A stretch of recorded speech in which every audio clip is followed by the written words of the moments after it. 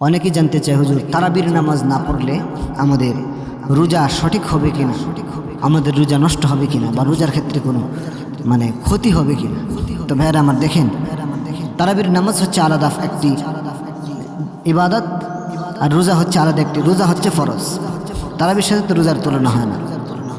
কিন্তু আমাদের প্রশ্ন হচ্ছে তারাবির না পড়লে রোজা হবে কিনা। হ্যাঁ, অবশ্যই হবে, তবে রমজানের হক আদায় হবে। যদি তারাবি আমরা না পড়ি তাহলে আমাদের রমজানের হক আদায় হবে না, কিন্তু রোজা হয়ে যাবে, রোজার কোনো ক্ষতি হবে না।